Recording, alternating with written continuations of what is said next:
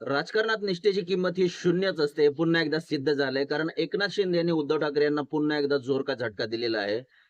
उद्धव ठाकरे गटाचे जवळपास 6 खासदार फोडण्यात एकनाथ शिंदे याला यश आले असून हे 6 खासदार ज्याच्यामध्ये ओमराजे निंबाळकर, नागेश पाटील आष्टीकर, भाऊसाहेब वागचौरे, त्याचसोबत संजय दिना पाटील, संजय जाधव आणि संजय देशमुख या 6 खासदार प्रामुख्याने असून हे 6 खासदार एकनाथ शिंदे यांच्या शिवसेनेत विलीन होणार की स्वतःचा स्वतंत्र असा गट स्थापन करणार.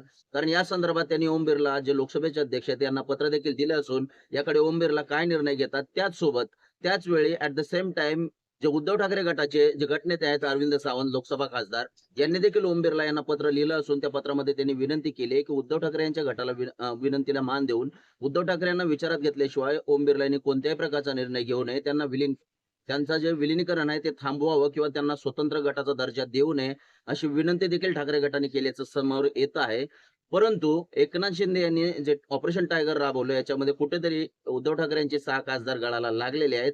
ही शक्यता पूर्णपणे पक्की झाली असून उद्धव ठाकरे यांच्यासाठी अतिशय मोठा धक्का मानला जात आहे. त्याचसोबत 2022 साली जे 40 आमदारांनी 13 खासदार घेऊन मूळ शिवसेना स्वतःकडे घेऊन गेलेले एकनाथ शिंदे आता मात्र उद्धव ठाकरे यांना पुरतं बॅकफुटवरती घेऊन आलेले आहेत. तुम्हाला याविषयी काय वाटतं? कारण राजकारणात जसं पश्चिम बंगालमध्ये खासदार फुटले, पंजाबमध्ये खासदार फुटले, त्याचसोबत आता महाराष्ट्रात देखील सेम पॅटर्न खासदार फोडण्याचा. अशा प्रकारे जर राजकारणात जर चालू असेल तर 10वं परिशिष्ट काय कामाचं? व्हीप काय कामाचा? सर्वोच्च न्यायालयाने याबाबत सुस्पष्टता आणली पाहिजे. नक्कीच ही गोष्ट पाहण्यालायक असेल. तुम्हाला काय वाटतं या फोडाफोडीच्या राजकारणावरती? कारण महायुतीची सत्ता आहे, मेजॉरिटी आहे, तरी देखील विरोधी पक्षातील खासदारांची गरज स्वतःच्या पक्षात घेण्यात का वाटते? नक्कीच कमेंट करून सांगा. तोपर्यंत पाहत राहा. जय महाराष्ट्र.